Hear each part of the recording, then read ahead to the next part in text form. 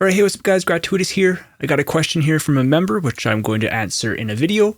Again, you guys can always come to the questions tab if you guys are a customer or a member and you can ask a question. This question is about automation clips and overlapping them within FL Studio, which we'll talk about in this video.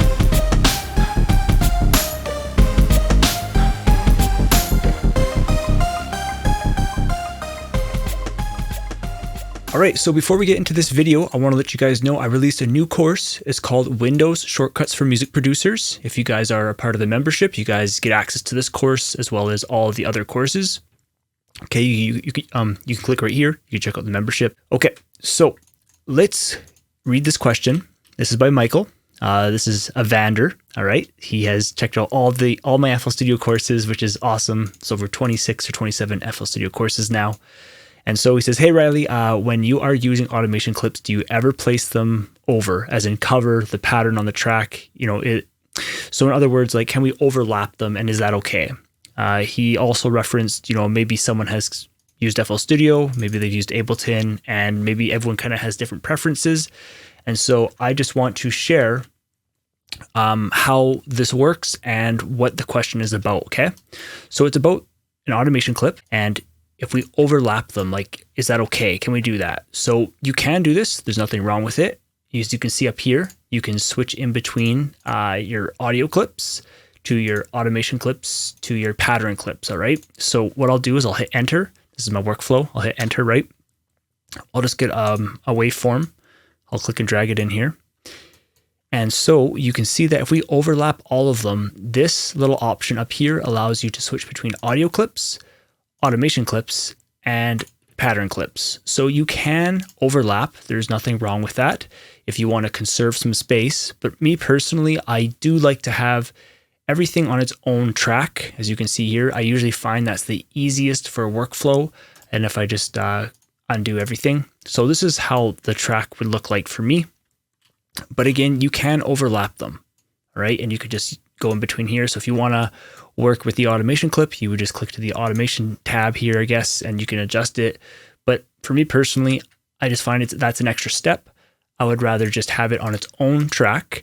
And I always hold down Control, right click to zoom into an area. All right, that allows you to get there really fast. Then you can hold down Control and right click to go back to 100%. All right, and if you don't know what an automation clip is, it allows you to set something up beforehand and it will do it for you automatically throughout the track. That's automation, all right? We use automation in many things in life. One of the best examples is like lawn sprinklers. That's what I talk about in my course. It's called using automation clips. Again, it's a part of the membership there, right? Lawn sprinklers, you set the time and then they would water your grass every day. That's automation. It saves you time, right? You set it up, it does it for you. In this case, we do the work up front. And as the track plays, you can see that it is doing this for us. And so what I like to do is I usually like to highlight the area. So I use right click. Okay, right click is awesome because you can add and remove to the highlighted section. You can also hold down Control and left click, but then it kind of gets annoying because if you didn't do it right, you got to double click to remove it and then do it again. Just right click, all right? You can add and remove. And then again, to get rid of this, you just double left click up here. Okay, so what I would do is you would highlight the area, then you can right click on a knob and you just go create automation clip and it's going to create something like this. And then I adjusted it. And so this is this track. This is an unreleased track and it's pretty powerful. And it's mostly created with Flex. This is Harmor, but we got Flex in here.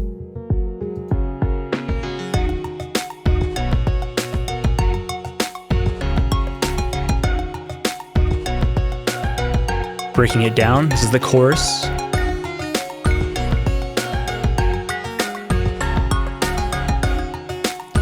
All right, so I'll let this play until about this next filter. Again, mostly used Flex.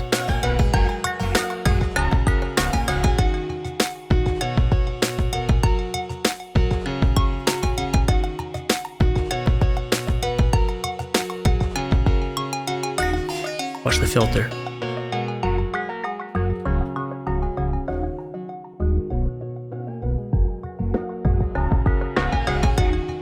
right, so just to quickly talk about that. So first of all, what happened was it went into the chorus, right? From the chorus, I broke it down to like a verse. Got some beautiful piano, right? And then I have this little kind of other sound. And again, that is in flex, really powerful sound. So nice quick sound, but it sounds like this. Right? Lots of just effects on it to make it sound more fuller and more beautiful. Got the drum loop. Okay, so now one thing I want to say before we get back to the filter is this arpeggio, if you listen to it, it is so powerful and it's just a little quick sound. And so watch, we play it from right here, it goes like this. And then we watch that filter again, okay? So powerful.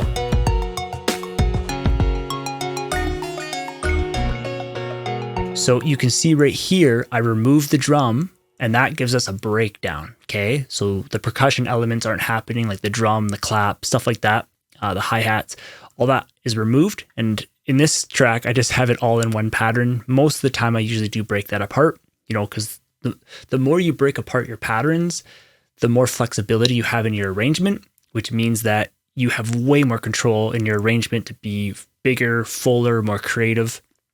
When everything's in one pattern, it's kind of restrictive. But what I'm saying here is I removed the drum loop, and this is the perfect time for a breakdown. And to further enhance that breakdown, again, this is called audio painting. This is what I call about audio painting. I wrote a book on audio painting. Again, you can check out the website. I'll show you right here. You can come here, go to books. You can check out audio painting right there, okay?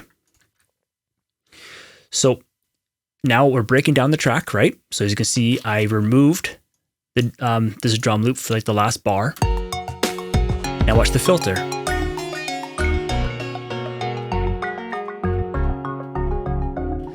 The drum's gonna come back in.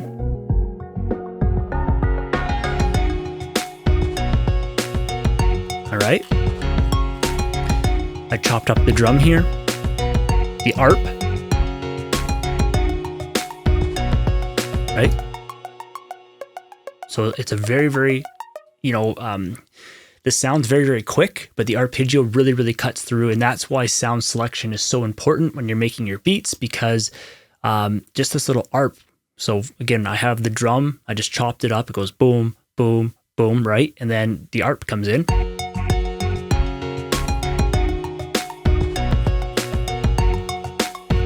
Broke it down to silence, and it's going to go back to the chorus.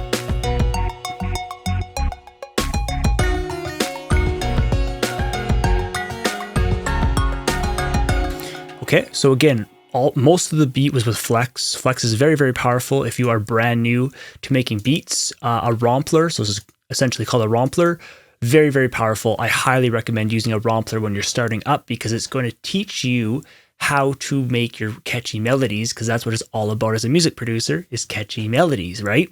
When we get into other synths like Harmor and stuff, like these are super powerful, but they're way more complex, and you're trying to learn like synthesis rather than learn beat making. You want to learn beat making to get the catchy melodies, and then if you want to take it to that next level to find your own sound, you can get into different synths, right? There's tons of them out there.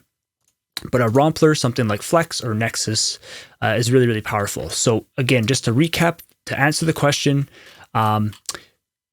Evander or Michael was asking, can we overlap our automation clip? And there's nothing wrong with that. If you would want to do that, you can just come here and switch in between an audio clip, automation clip, which is, it focuses it, or it goes to the pattern. All right. So here's pattern 6. I'll just go like hello and give it a color. Again, at the end of the day, I do like to have all my stuff on their own track. Like, even the automation clip, I would put it on its own, just like this. I find this gives me the most flexibility.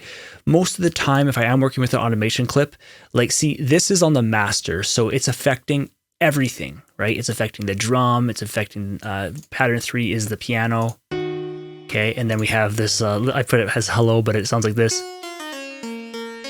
But what I'm trying to say is I usually try to keep this automation clip close to the pattern that it's actually affecting. But in this case, since it's affecting like everything because it's on the master, that's why it's down so low. But let's say if it was affecting hello, I would keep it closer to hello and I would make a space for that. So for example, if this is 7, I would go right click and I know you can insert 1. Okay. And then I would do something like this. So if this was for, I'm going to come here and I'm just going to go like hello filter, for example. Okay. So if this was for hello, I would keep those nice and tight so that no matter where it goes, they work together. And then I would highlight them. If I want to duplicate them, right, we hold down shift. So holding down control, left click to highlight, shift to duplicate. And again, that's just like the workflow. Okay. So if you guys got questions, you guys feel free to visit my website. It's GratuiTous.com. Again, this is the questions tab where members and customers can ask questions. So I will be leaving a question here or a response back. And again, if you guys want to learn FL Studio, you guys can sign up to the email list, check out the beginner's course, or just join the membership to access everything. Again, there's books, or you guys can check out the podcast or new blog articles, or there's lots on the website here. Okay, so thank you, Michael, for asking the question. If you guys got questions, you feel free to send me an email. And again, members get access to this special questions area.